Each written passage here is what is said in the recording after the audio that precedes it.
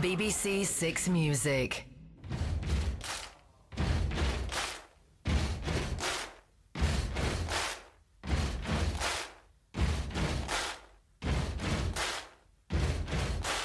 Buddy, you're a boy, make a big noise, playing in the street, gonna be a big man someday. You got mud on your face, you big disgrace, kicking your can all over the place, singing, we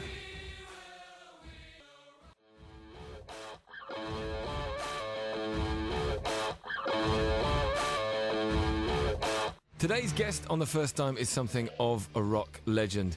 As a drummer, he's influenced countless artists, including the Foo Fighters, Metallica and Muse. And as a songwriter, he's written some of the jewels in the rock crown, including Radio Gaga and A Kind of Magic. He's a member of the most successful act of all time in the British charts, and he's no stranger to a 10-minute timpani solo. Queen's drummer, Roger Taylor.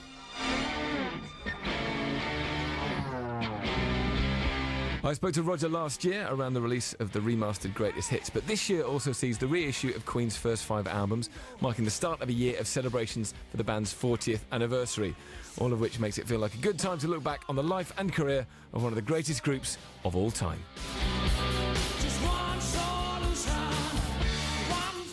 When were you first aware of music, you personally? When did you first experience music? Well, you know, like everybody else of my sort of era, I grew up listening to the radio.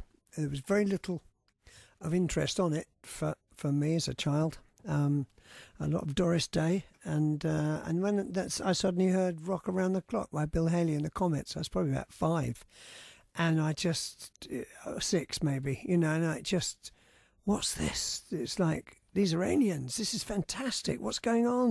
1, 2, 3 o'clock, 4 o'clock, rock. 5, 6, 7 o'clock, 8 o'clock, rock. 9, 10, 11 o'clock, 12 o'clock, rock. We're gonna rock. Broad daylight, we're gonna rock around the clock tonight.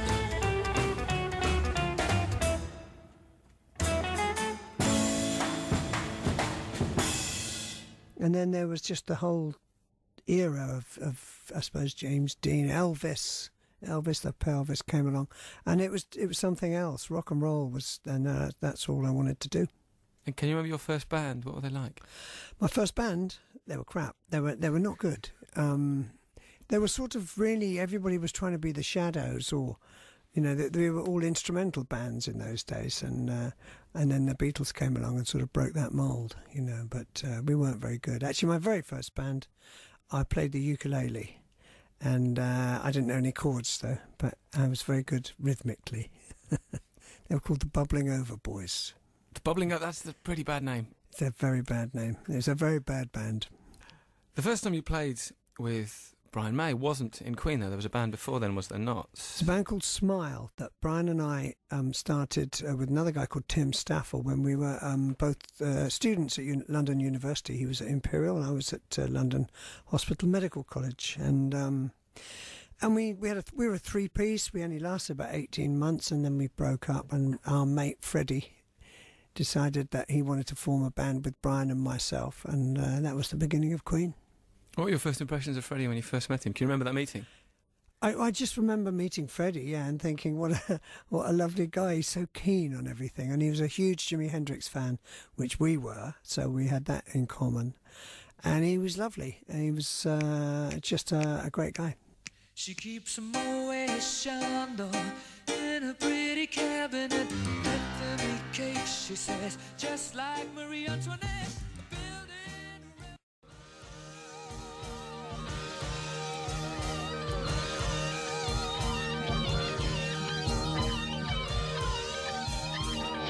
Killer Queen, I suppose, was your first proper hit, 1974.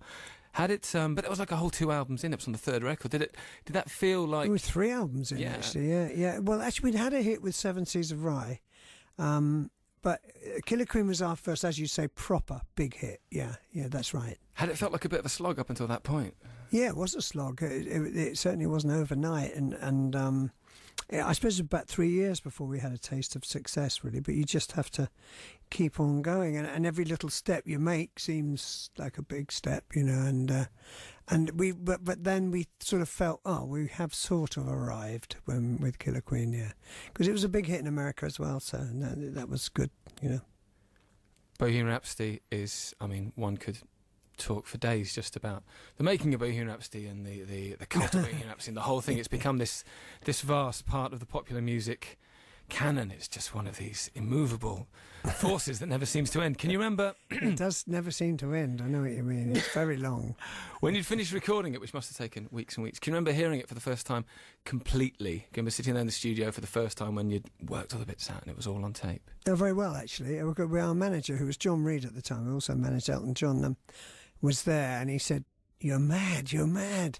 But he was blown away by it when he actually heard it, and said, you can't release that as a single. But and then we sort of stuck to our guns and said, no, we'll live or die by it, and we did release it, and obviously it was a hit. But it could have gone either way. It was fairly extreme and it was fairly daring, I suppose, in those days. Yeah. Did you really think that it could have gone wrong? Because these days, as I say, it's so much part of the pop culture that it seems impossible that anyone wouldn't have appreciated it.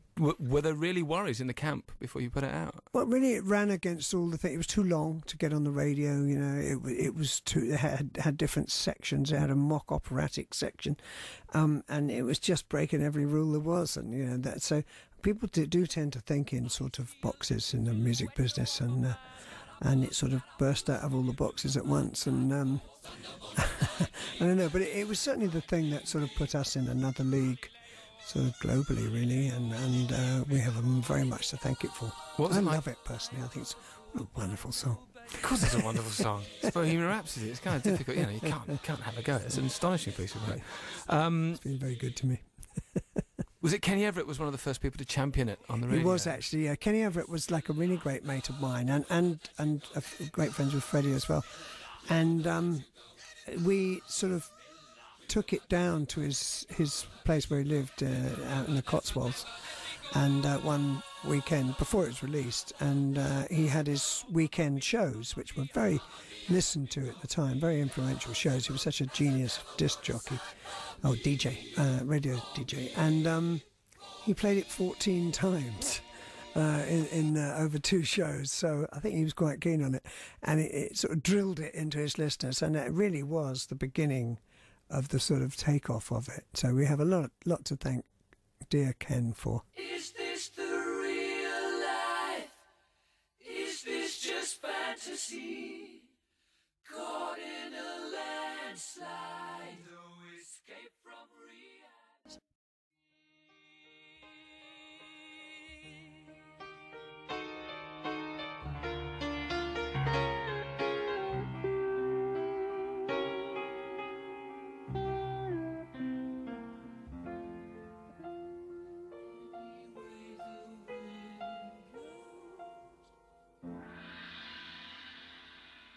Tonight I'm gonna have myself a real good time. I feel alive.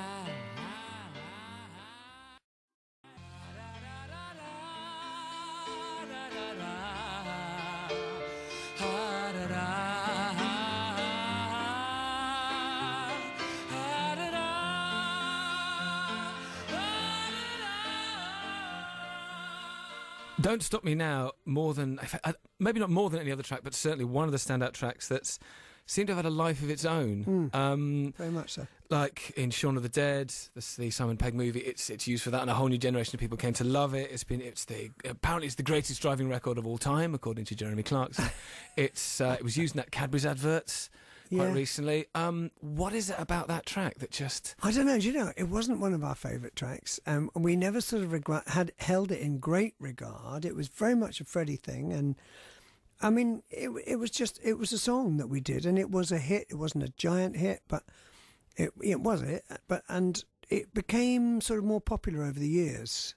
I don't know, it sort of filtered into the public consciousness somehow, and actually, I think it's a much better song than we realised at the time. It's got a very melodic beginning and end as well.